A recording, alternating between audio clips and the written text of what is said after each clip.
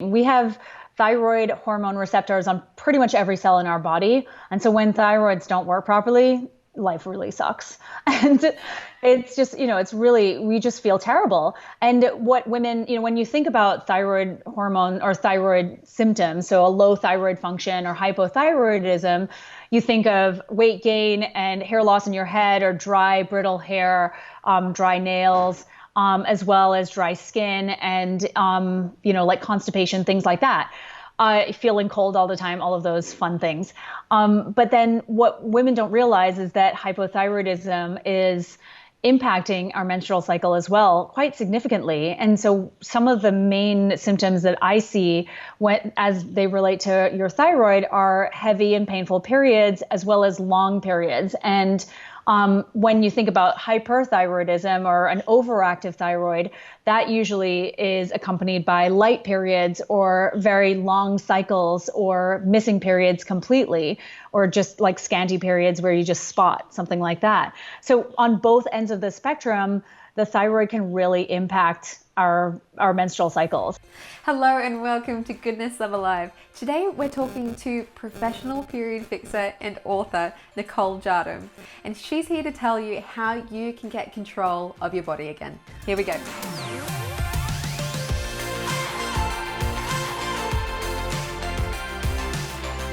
Hello and welcome back. We're here with Nicole Jardim, author of The Period Fix and known as the Period Girl. We're so excited to dive in today and learn all about how we can, as the book suggests, fix our periods. Matt, are you excited to learn how to fix your period? Yeah. Well, I'm here to represent the guys in these difficult conversations we have with women. You guys are so funny. That's awesome. I know. We can't wait. We're definitely going to get Matt up to speed on this one. Awesome. We were reflecting before about when we saw you last was in Manhattan. You were in the midst, you were in the trenches of creating this masterpiece that you are now have in your hands. Can you tell us about that? You've been through quite the journey to get this book out. Yeah, I'm going to need the protocol in this book after having written the book. It's been so stressful. But yes, when we saw each other, I think it was July of last year, and I was in the thick of it. I was right at my deadline, or at least my first deadline. And yeah, life was intense. And, it's one of these things that for me, I feel like I wrote this book almost as much for me as I did for all the women who I want to read the book, because I did not get answers when I was younger for all of my own period problems. And I felt as though if I struggled in this way, there are probably millions upon millions of women who are struggling too, really often going to their doctors, not finding the solutions or even the answers that they need to understand what's going on with their bodies so that they can start making fixes to the issues that they're having. So yeah, it has been like a 20-year journey for me. Awesome. That's so exciting. For anyone watching, the Fix Your Period is now out. Would you like to show us the cover, Nicole? Your precious baby. I'd love to. I know, my precious baby. I know. Last year it was so funny. A friend of mine was saying to me, because Hayden and I, when you're writing a book, it's like you don't really have a relationship. So I remember, I think Hayden and I got into a fight about something, and a friend of mine was just like, "It sounds like he called your baby ugly," and I was like, "That's exactly how I feel," because when you're writing a book, it's just all in. And so yes. Anyways, this is my ugly baby. Yes. I know. And I thought it was funny because, again, I try to bring light to this. I talk about the fact that, we all have all kinds of crazy period problems. And so that's essentially the wheel on the cover of the book. It's got, WTF is going on, and try to bring some light because I feel like hormonal problems are serious business. So who is this book for? What sort of symptoms are you addressing in this book? It's for anyone who is cycling. So anyone who's having a period, whether it's consistent or not, and anyone who really is in their reproductive years. And if they're not having a period, because some people tend to lose periods if they've been on birth control for a long time or due to excessive stress, things like that. So it's really anyone in their reproductive years. So anywhere from teens all the way through your 40s through perimenopause. And it's again, like one of these books that I think addresses the foundational components of hormonal health. And for me, like I was saying before, I really struggled with all of these issues and no one really had answers or sustainable solutions for me. And so that's why I wrote it in this way. It's very educational and then walks everyone through a 6-week program in the book to help them understand what is happening at every stage of healing, whether it's the food that they're eating, their gut health issues, their stress, or their thyroid. So good.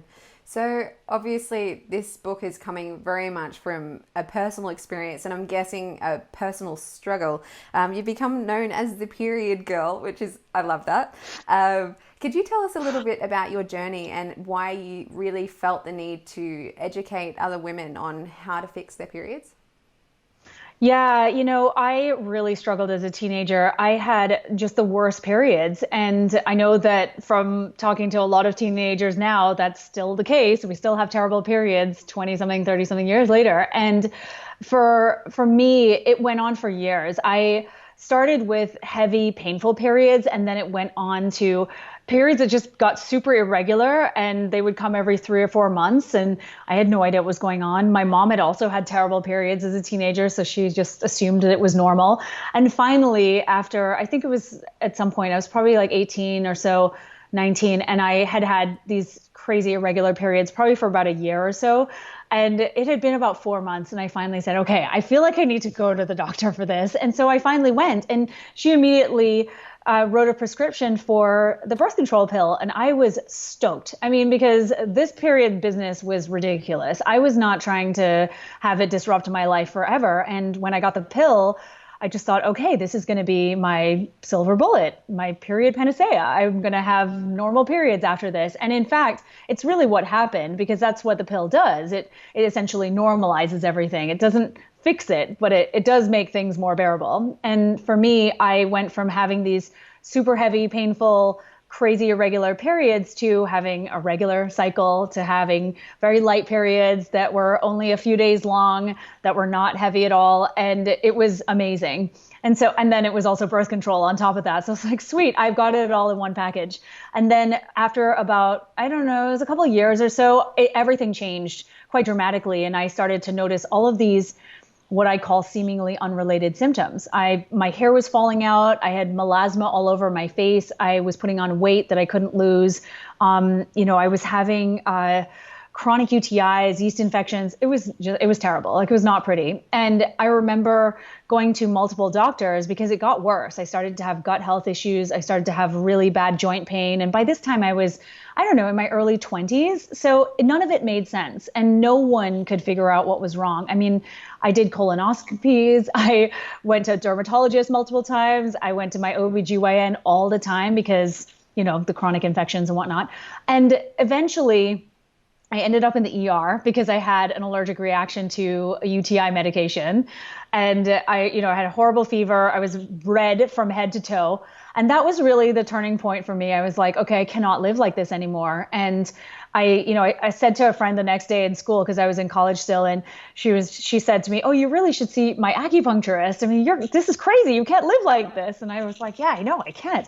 And so I saw him, and he immediately told me what was going on with my body. He explained what the pill was doing, and I thought at first, I remember distinctly thinking, there's no way. And eventually I marinated, and I was like, okay, right, this is probably what's happening. Okay, I get it now. And that was when I went off the pill, and it really completely changed my life. It was, from there on out, I feel like going off the pill was a catalyst for just changing everything: my health, my lifestyle, the food I was eating, my relationships, all kinds of things.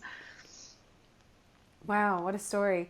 And I think it's one that a lot of people can actually relate to. And I'm assuming you've heard this from your own, clients and patients, that I think this struggle, it's awful, but it's incredibly common.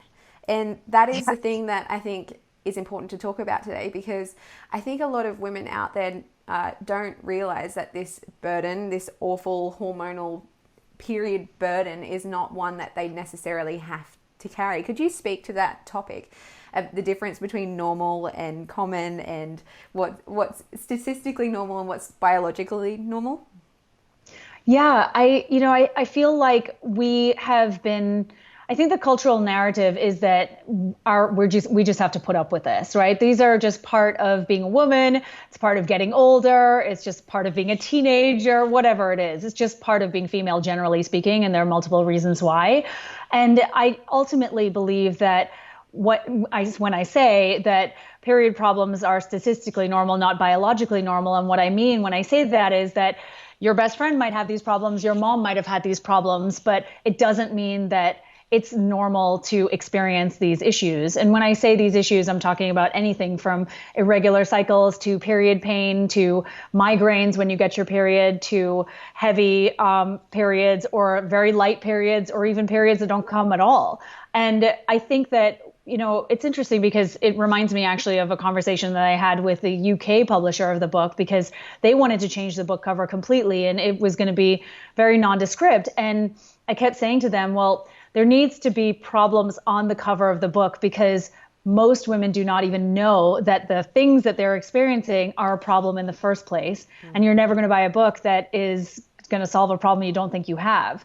So I feel like we really have to change that narrative. The paradigm has to shift because ultimately, we're just led to believe that female bodies are problematic inherently. And I just don't believe that. I don't believe we're inherently broken. I think that we also don't need a great deal of medical intervention to feel good. I actually believe that we're supposed to feel good inherently. And it's our birthright to actually know what's going on with our bodies and our menstrual cycles. And as a result, when you do, you're empowered, you make empowered decisions, and you're also able to get the right care that you need.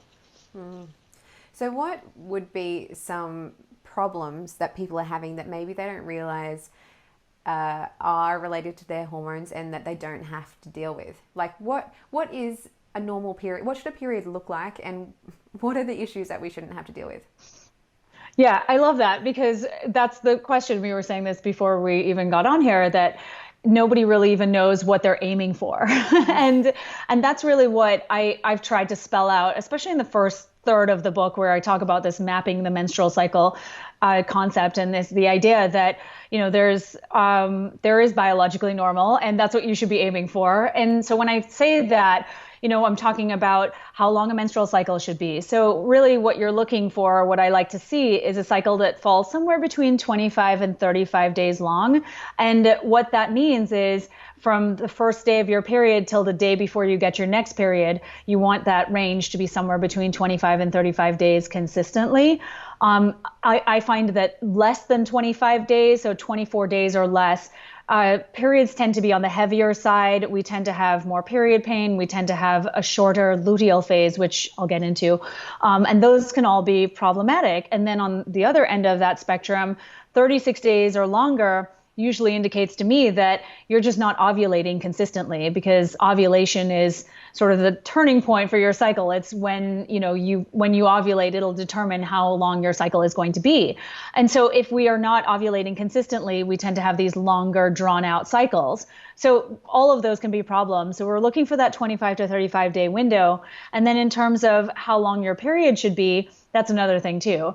Women will say to me, well, I'm bleeding for 10 days. Is that normal? And that's definitely not normal. So I like to see a period somewhere between 3 and 7 days. That's really the norm for the most part. And the reason I say that is because anything 8 days or longer typically would be classified as a heavy period or heavy flow, or you're losing too much blood oftentimes, because usually if you have an 8 day or longer period, you're usually bleeding a lot during each of those days. And then again, on the other end of that spectrum, what I find is that 2 days or less is often a sign that you're not ovulating, or if you are ovulating, you're not producing enough estrogen to build your uterine lining up sufficiently. So again, like I said, I like to see the 3 to 7 day window, and usually women fall somewhere between 4 and 5 days statistically. I would say the other thing too is period pain and symptoms with your period. Again, I find this fascinating in our society that when you go to the doctor and you have knee pain, you have back pain, the doctor's generally going to try their best to figure out what's going on, and they'll get you a solution somehow or another. But when your uterus hurts, Nope. that is completely normal, and it is not signifying anything is wrong. Whereas if your back is hurting, usually that's a sign that there's something up. And it's the same for your uterus as well. If you have uterine cramping that is so painful that you're wanting to throw up, you're seeing stars, you want to pass out, you can't leave the house, you have to take massive amounts of medication, like more than one dose of ibuprofen, then to me that's a sign that there are underlying problems that are happening. So pain that is not disrupting your life, meaning that you can go about your daily activities, is not a huge deal. I don't consider that to be necessarily a problem, but if you experience what I just described, that's definitely an issue. And then one of the other things too, I think is also important is PMS symptoms and spotting.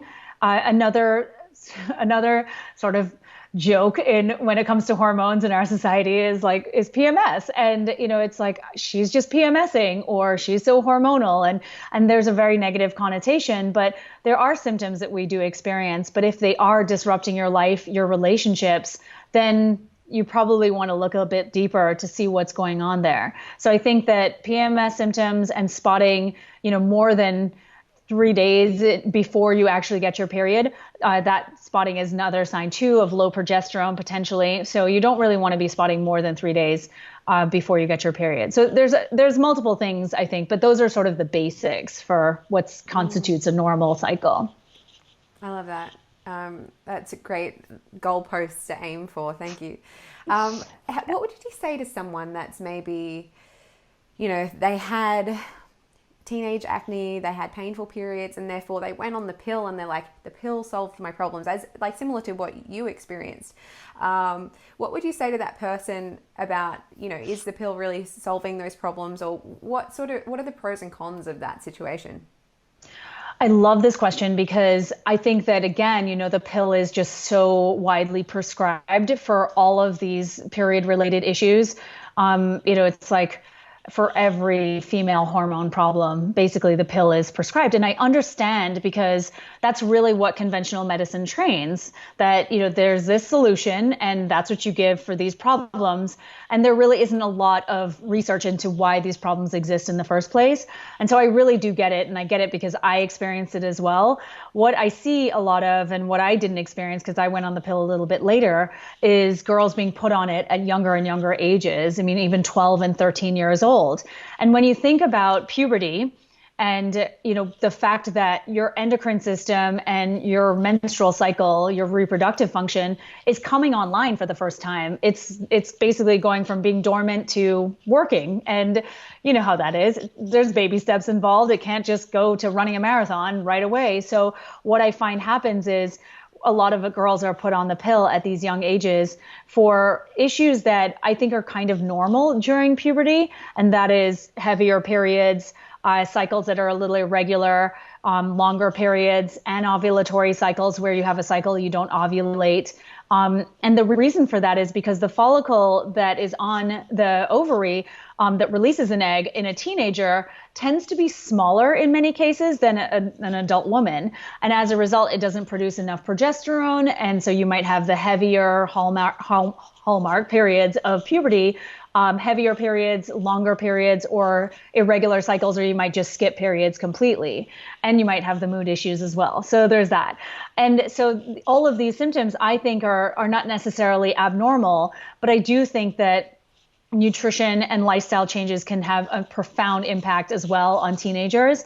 And so coming back to what you were asking, I really believe that if we are, if doctors would just, maybe look at these little lifestyle factors, it would help tremendously rather than just medicating away periods. But if you have been put on the pill for a long time, from a long time ago, what I suggest is, speaking with your doctor, possibly coming off of it, especially if you were put on for these symptoms as a teenager, because ultimately, you can change this. I feel like when you're younger, those symptoms can be addressed relatively easily. And when they are, you can have a symptom-free period. So Nicole, I think it's interesting, even from a male perspective, we have these conversations, with our partners, and as soon as you hear something like, I want to come off the pill, immediately from a male's perspective, you're thinking pregnancy, oh my goodness, what's happening? So what would you suggest for those conversations for a woman that's still wanting to keep her sexual independence, i.e. not get pregnant, and, obviously have complete control of her body, but at the same time, it's going to freak out her partner most likely. What would you say to that, that person that's about to have that conversation? Oh, I know. It's a tough one. It's a tough conversation to have, but I think that more than anything, just like for females and knowing what's going on with their bodies, I think it's the same for men too. So I think that it's the responsibility is on women to get to really know their menstrual cycles, to understand that they can only technically get pregnant for up to about 48 hours every single cycle. I mean, when you introduce sperm, that becomes longer because sperm can live in the female body up to 5 days. So technically there's a window of about 7 days where you can get pregnant. And so when women know that and they're confident in that knowledge, then they're able to have a conversation with their partner that goes something along the lines of, I'm considering going off the birth control pill, and here are the reasons why, and listing out the potential side effects that are associated with them, or they're maybe even having side effects already. So I think that's even more of a reason to consider going off of it, obviously with your doctor's knowledge and advice. But, and when you can really confidently communicate that to your husband, boyfriend, partner, whoever, then they're going to feel confident in your confidence. And so ultimately, I always recommend women start tracking their cycle and paying attention to when they're ovulating. So you really want to be tracking your basal body temperature, your cervical fluid, because those change quite dramatically throughout your cycle. So they're going to change depending on where you are in your cycle. Before ovulation, your cervical fluid is quite different and your basal temperatures tend to be on the lower side. After ovulation, your basal temperature rises and your cervical fluid changes as well. It becomes infertile quality cervical fluid. So when you know all of this and you can communicate that to your partner, and obviously be using a backup form of birth control as well, because you want to make sure that you're safe, then you can ultimately, I feel like, have these conversations and get on the same page about, how birth control is going to work in your relationship.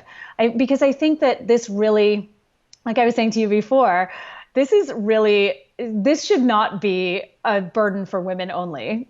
I mean, come on. I was saying to you guys that men are fertile every single day of their lives, literally up until they're in their 70s or something like that. Whereas women are, we're fertile for these like 1 to 2 days every cycle when we're ovulating.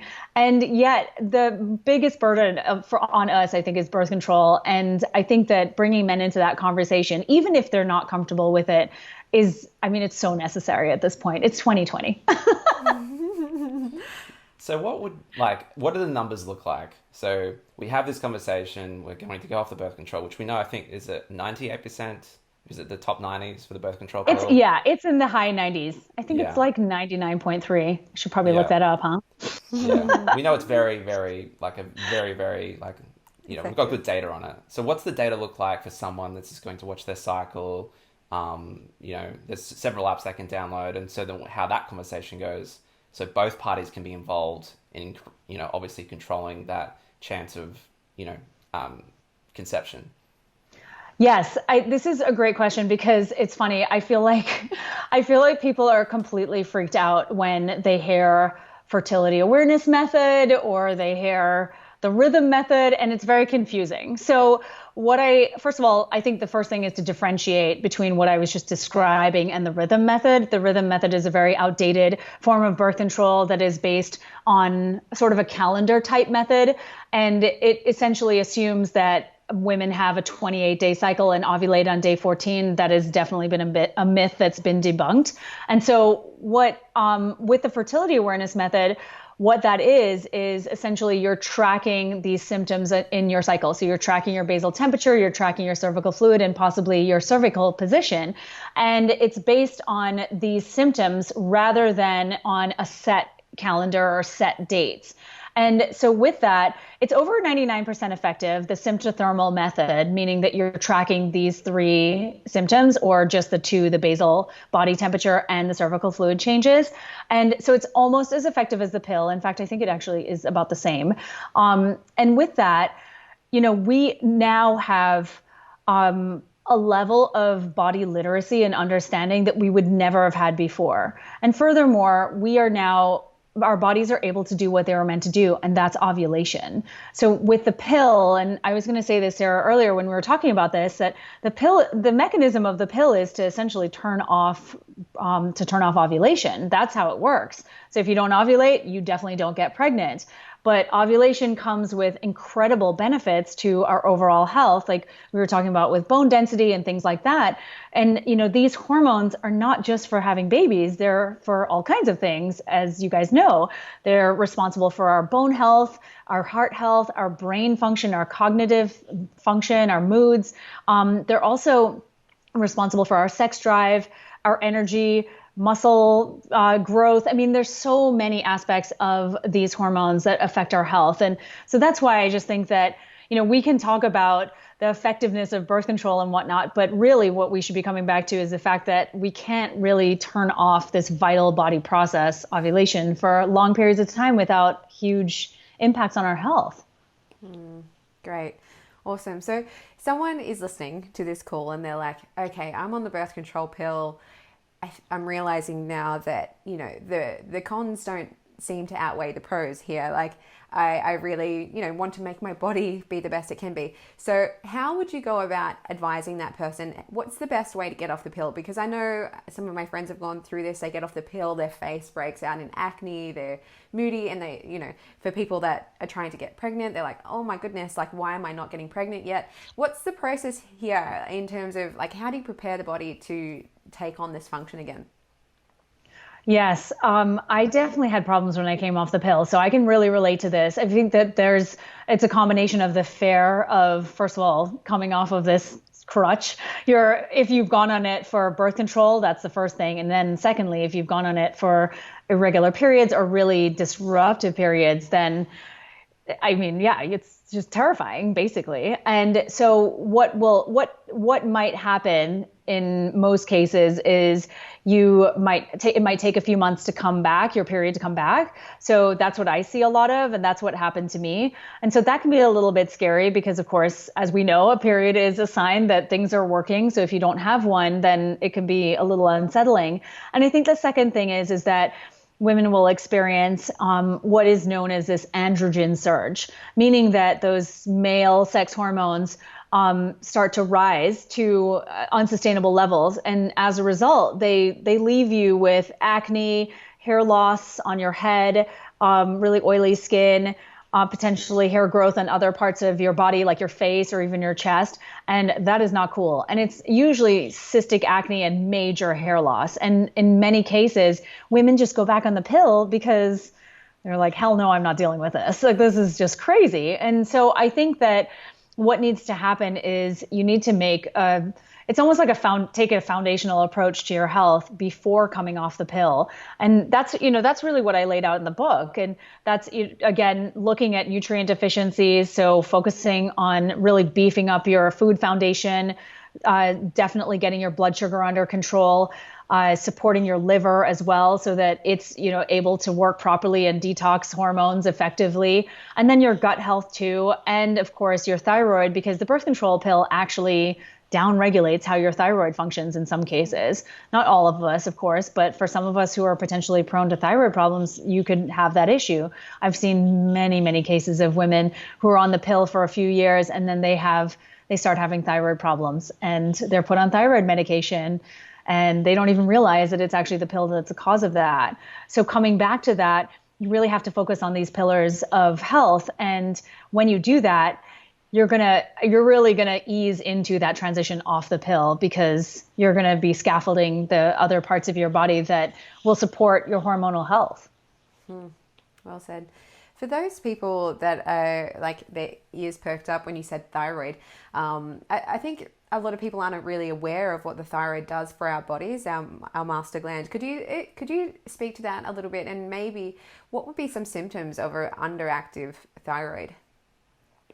Yes, absolutely. And, with our thyroids are so complicated because they are, they're basically responsible for everything. We have thyroid hormone receptors on pretty much every cell in our body. And so when thyroids don't work properly, life really sucks. And it's just, it's really, we just feel terrible. And what women, when you think about thyroid hormone or thyroid symptoms, so a low thyroid function or hypothyroidism, you think of weight gain and hair loss in your head, or dry, brittle hair, dry nails, as well as dry skin and, like constipation, things like that.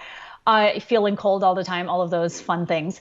But then what women don't realize is that hypothyroidism is impacting our menstrual cycle as well, quite significantly. And so some of the main symptoms that I see as they relate to your thyroid are heavy and painful periods, as well as long periods. And when you think about hyperthyroidism or an overactive thyroid, that usually is accompanied by light periods or very long cycles or missing periods completely, or just like scanty periods where you just spot, something like that. So on both ends of the spectrum, the thyroid can really impact our menstrual cycles. And one of the main reasons for that is because thyroid disease in general causes problems with our ovulation. And so when you think about ovulation, it's a pretty energy intensive endeavor that your body undertakes every single month. And if you don't have, your thyroid is basically your energy epicenter. If your thyroid isn't working properly, your body just doesn't have the extra energy to devote to something that your body doesn't see as a life and death type function in function. It just doesn't need to do that. It doesn't depend, or your life doesn't depend on it. So it'll potentially shut that down to conserve energy if your thyroid isn't working properly. And so it's also interesting too, because in order for your thyroid to function, you actually need adequate progesterone. And in order for your progesterone to be made, you need thyroid hormone. So it's this whole thing where, they're all tied up in these feedback loops. And if your thyroid isn't working, then you run into these problems with your progesterone production as well. So it's really interesting and very complicated, because you also think about estrogen's role in this as well. And estrogen is tied to hypothyroidism and thyroid disease in general. Excess estrogen downregulates your thyroid function. So we run into these problems where, we have multiple hormonal imbalances with regard to our sex hormones, and that can impact our thyroid. And then thyroid imbalance can impact our sex hormones. So it's really critical for us to be focused on figuring out what's going on with our thyroid, so that we don't run into, further problems, and we don't necessarily need medication. When we're talking about fixing your period, you mentioned a few things before with like getting off the pill. You're talking liver, we're talking gut, we're talking thyroid, and all those sorts of things. I'm assuming there's similar things we can do to fix our periods in general. Is that correct? Yes. Yes, definitely. So, yeah. Oh, go ahead. Yeah, sorry, you talk. So in your book, Fix Your Period, I'm guessing you'll go into those in really good detail, but I would love to just talk about the person listening right now. She wants to fix her period. She's got PMS, she's got bad period pain, and she's irregular. Where do we start? Yeah, I kind of joke about this a little bit, because I constantly hear from women, Nicole, how do I fix these problems? I just need help right now. And I'm like, well, it's not as easy as that, because, again, like we were saying, everything is communicating with everything in your body. And so there's always going to be one hormone that's talking to one gland and another hormone talking to another hormone and whatever. So the point is that everything is interconnected in our bodies. And if we are just spot treating one hormone, for instance, a lot of women have low progesterone, then we run into problems, because we have to figure out why that progesterone is low in the first place. And so that really comes back to a few things. And like I was saying, food is the foundation. And so I keep it simple. I really say to women, okay, can you just think about how you make your plate? So start there. And can you put make half of your plate carbohydrates, mostly in the form of vegetables, a quarter of your plate protein, and another quarter of your plate fat, and see how you feel. And usually what will happen there is within a week, they start to notice that they have more energy, that their bowel movements are better, that they're feeling more stable in terms of how their blood sugar is after their meals. And that to me is the beginning. So when you think about fixing your period, start to think about what's happening with cortisol and what's happening with insulin. And these two hormones, I call them the queen bee hormones, and I talk about them in this hormonal hierarchy. And the idea here is that they're at the top of the hierarchy, and they have pretty profound effect on hormones that are below them, pregnenolone and DHEA, which I call the parent hormones, because they are responsible for making some of our sex hormones. And then, of course, the hormones below those, which are estrogen, progesterone, testosterone, melatonin, and your thyroid hormones. And this is a vast simplification, but ultimately what I want everyone to understand is that some hormones have a more powerful effect on your other hormones than your other hormones have an effect on them. And so when you think of cortisol and insulin, we think of stress and blood sugar. And blood sugar is fascinating to me because when you think about the fact that insulin is a really powerful hormone and it can actually impact our ovarian function, then that to me is the connection between the cookie that you're eating and how your ovaries actually function, whether you ovulate or not. And that when women understand that, they're like, oh, okay, I totally get this. I can totally address my sugar issue because I understand now how it's affecting me internally. So I always ask women to start with their food, so the nutrients on their plate, and then start to look at the blood sugar side of things. And when you make your plate that way, usually your blood sugar stays stable, and then you're getting all the nutrients. And then to start to look at your stress, because in order for a body to ovulate or want to ovulate consistently, it needs to feel like it has the right nutrients, it needs to feel like it has enough calories, and it needs to feel safe. And if you are addressing those two hormones, you're gonna cover all three of those bases. I love it. I think blood sugar obviously is something that gets discussed a little bit in terms of weight loss and of course like the diabetes conversation, but I really it's not normally put in the conversation of periods, and I think that's really insightful. Thank you, Nicole, about how we can take in charge of our cycles by controlling what's on our plate. I love that. What other factors after nutrition do we look at? So I think the next thing is the stress side of things, and I think it's important for us to remember that there are obviously the stressors that we all know about. We know about the crazy jobs and the long commutes and family drama and relationship issues and work and all of that, like financial stuff, all of it. But what I think that women especially tend to not focus on are the other stressors that we don't even realize are necessarily stressing us out or stressing our bodies out. And that's things like not getting consistent sleep every night, for instance, or it might be perceived stress. So what do you perceive to be stressful in your life? And these are, again, sort of unseen things that we really have to tune into and start to pay attention to. I also think, too, about our stress set point. And when I say that, what I mean is, how were you conditioned to deal with stress as a child? Was there childhood trauma? Was there some kind of abuse? Did something happen to you? For me, for instance, my dad died pretty suddenly when I was 11, and it really changed my relationship with stress and how I deal with it. And I really have had to work on that over the years because I feel like I tend to freak out pretty easily because of stress. I feel like I'm resilient now, but it took a long time to get there. And I think if we're not acknowledging what has happened to us throughout our lives and how we do indeed respond to stress, we're going to run into problems. And so when you think about what we were saying earlier about the fact that female bodies are keenly attuned to stressors, generally speaking, and that's just tens of thousands of years of evolution.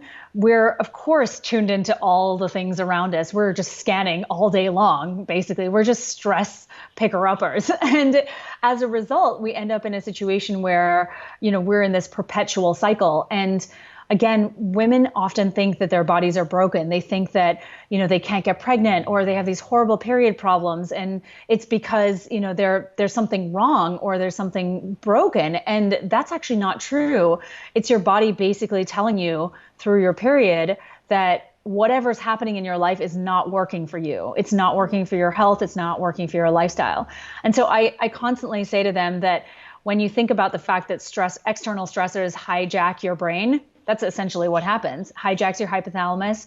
Cortisol in high levels will actually suppress the production of GnRH, which is gonadotropin releasing hormone. And that hormone is telling your pituitary gland to send hormones to your ovaries to get that ovulation process going. So what we end up seeing is a situation where your brain conversation with your ovaries is totally disrupted by this chronic stress that we live with.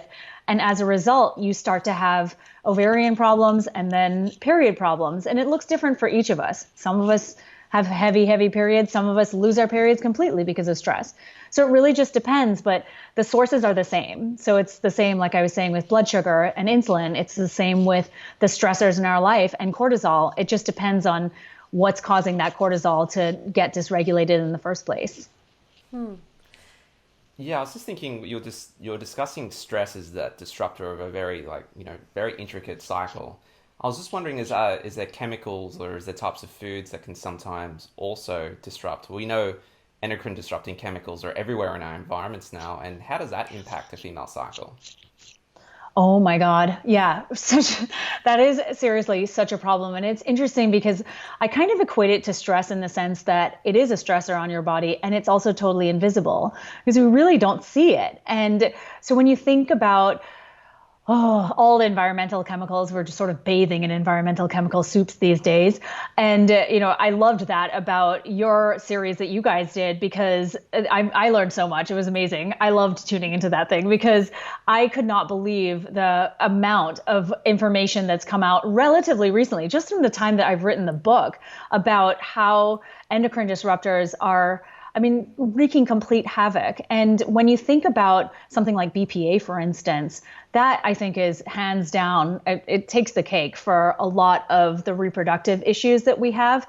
It actually impacts our ovarian function and changes the way they work. And as a result, we end up with a whole host of issues and particularly fertility problems. And that's really where I think that we have to be super careful with these environmental chemicals, because if they hit a threshold, then we really start to have issues. And whether that is, whether that's fertility problems, whether that's ovulation problems, so some sort of ovulatory disorder, or we start to see, this phenomenon known as estrogen dominance or estrogen excess. And really what that is these, BPA, for instance, and phthalates and a lot of others are known as xenoestrogens. They are estrogen mimickers. And so basically what they're doing is they're showing up in your body and they're kind of estrogen imposters, and they're doing things that your normal estrogen would normally do, which is getting into your estrogen receptors, and they're sending a stronger signal. So you're starting to have symptoms that you might have if you were estrogen dominant. And some of those include things like heavy periods, breast tenderness or breast pain, lumpy boobs as well. It's another one that really sucks, as well as migraines and, severe PMS symptoms, bloating too. So, those are some of the symptoms you might experience, but your estrogen might actually be normal. And it's just been hijacked by these fake estrogens. And so we really have to be diligent about limiting our exposure to them and also supporting our livers to help get them out of our bodies and our gut too, to just help them get released from the body, because otherwise they're just going to wreak havoc for years on end. And usually the symptoms just get worse. They don't get better. I can actually attest to that personally since we did the series, I was already pretty good. Like I wouldn't really drink out of plastic bottles, had my own glass bottle and all that sort of stuff. And maybe quarantine has actually helped my health as well because I'm not ordering out of plastic containers anymore, like ordering like Indian food and it comes in a hot plastic it's the worst container. And when you obviously you're going to get plastic in your food, but we like to live in a bit of denial when we want to eat out, right? But I think since not doing that, definitely like breast tenderness has gone to zero, like non-existent, which is really cool.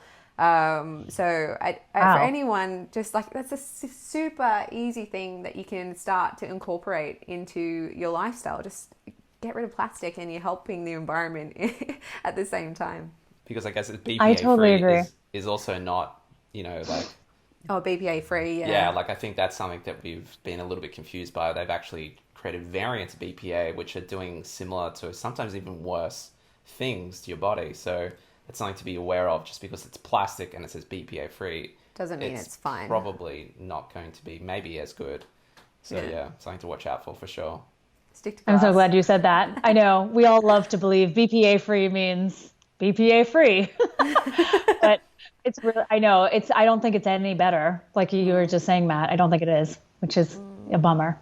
But yes, that's a really good point, by the way, about the takeout, because we would also order that in New York and it does come in these plastic containers. And sometimes you're just not trying to cook and that's what happens. And now I have to pay attention to whether that changes or not. That's so interesting. I think everyone should look into that. Yeah, awesome. So what about period pain? Obviously, it's going to be different for everyone. What is maybe causing that, because every body is different. But what sort of tips do you give to people there?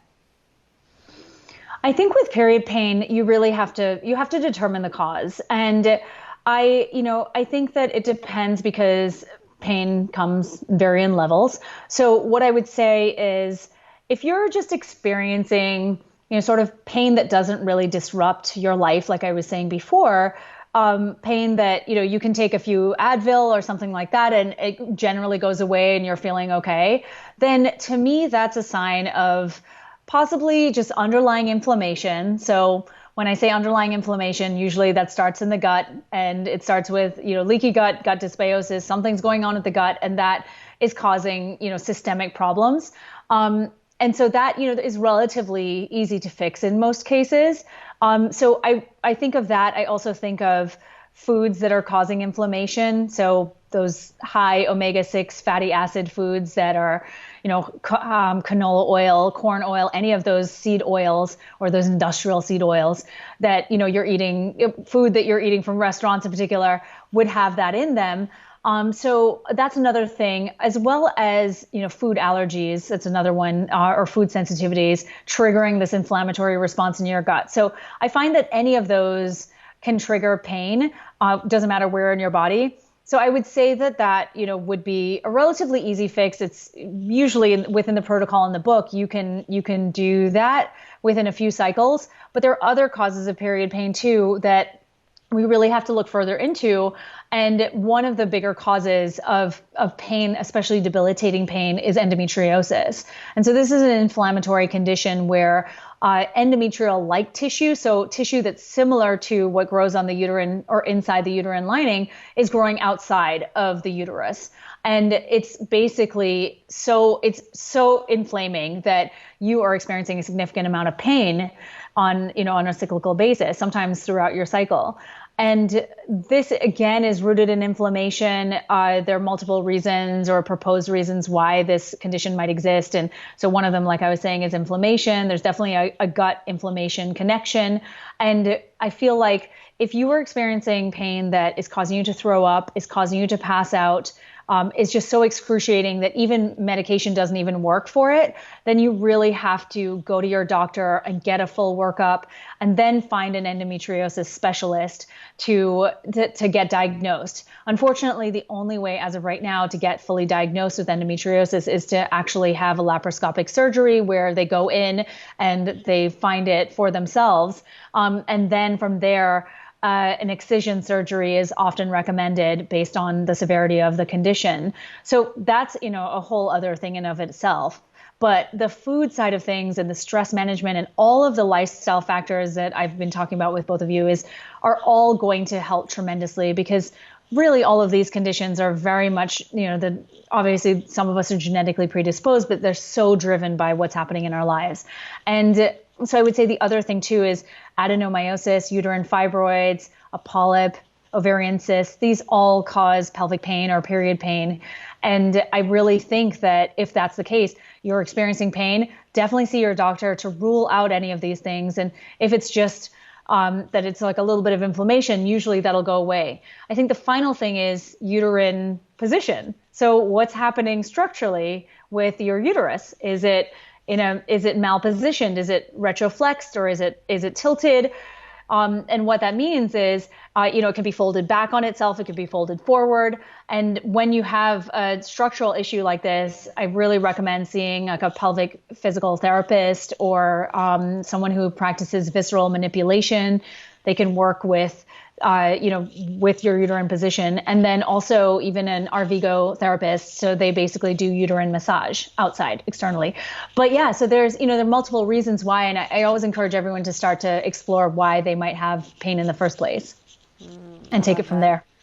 I am excited to really dive into your book to explore all the different root causes and how to really tackle each one of them.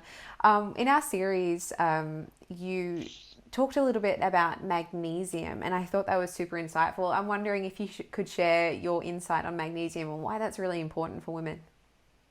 Yes. Oh my gosh. I call it the period mineral because it really is. I feel like it's so great for literally so many things. So interestingly, with magnesium, it's been found to really help with PMS symptoms. In particular, it helps reduce bloating, and breast tenderness. And interestingly too, it helps to build progesterone. So it really does. It's a sort of an ovarian supportive mineral. It also, I have found in women who are dealing with emotional PMS symptoms, it can really help with anxiety.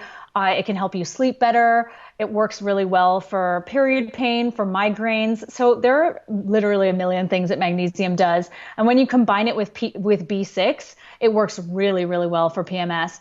It's interesting with magnesium because I think I was reading a study where they were saying that they considered it so necessary for PMS because women who had PMS symptoms were actually significantly deficient in magnesium. So I thought that was fascinating, and I'm really a huge fan of it. And that's just one of many. I mean, we have vitamin C, which can raise progesterone and really support your adrenal function as well, and your immune system, which I guess is a really big plus these days. There's iron, of course, which will support healthy egg function or egg production and ovarian function. Vitamin A is another one too. Vitamin A is huge in liver, and I'm a big fan of getting vitamin A in, its whole form versus vitamin A in vegetables, which is good too. But vitamin A really helps support skin, especially when we're prone to acne, especially as we come off of the pill. So, again, I could go on and on, but I feel like different nutrients support different aspects of our menstrual cycle function. And if we're just really getting back to basics and eating a full spectrum diet, we're usually going to be, much better off than someone who's eating not a great diet every day. Great insights. Thank you. I'm such a nerd for vitamins and herbs. That's where I'm like, ooh. So thank you. Tell me more. With the magnesium, for someone is just like, that's like, cool, I'm probably deficient because, most people are. And they're going to the shops to buy one and they're flipping over the backs of the labels. Like, there's so many magnesiums. Which one should I get? Do you have any advice there? Yeah, I do. So I would recommend, a lot of women struggle with constipation, especially in the second half of their cycle. Progesterone actually slows muscles down, so it might, slow your bowel movements down. And so I would recommend a magnesium citrate during that time. That seems to really help with bowel movements. And then usually, though, what I would recommend is a magnesium glycinate, and that is better absorbed. So that's the one I would recommend for most people who are taking magnesium.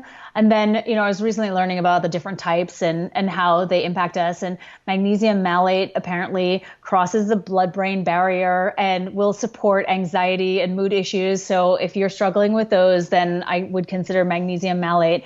And of course, I don't really recommend just the magnesiums or supplements generally sold on store shelves. So I think that you should really focus on, a pharmaceutical grade supplement that is usually sold by, doctors or practitioners. And there are quite a few different brands, and I'm sure you guys can link to a few for people if they're watching. Yeah, perfect. Thank you so much, Nicole. Thanks for sharing your wisdom so openly with us today. And for anyone watching, Fix Your Period is out, and that's very exciting. Make sure you support Nicole and her mission to get the message of periods and how you can be free of all those awful symptoms out. Maddie, what do you want to say? Thanks for the throw off too. But I think guys listening to this, we can just be way more educated as well. Like, it's like takes two to tango, and so I think I use this as an opportunity to learn and to support your partners, and because this is a difficult and challenging thing. But I think if we all move to a healthier option, and I think, as you're saying, Nicole, knowing more about your body, your partner understanding your body, I think we can all work together to create just a healthier environment for everyone. Awesome. Amen. Cool. Well, thank you so much for your time, Nicole. Everyone grab her book and give her a follow, and thanks so much again. Hey guys, we hope you love that episode. We'd love to know what you think in the comments below. So leave us a comment. What did you think? Do you agree or disagree? And give us a like and a subscribe because that helps support the channel. All right, we'll see you next week. See ya.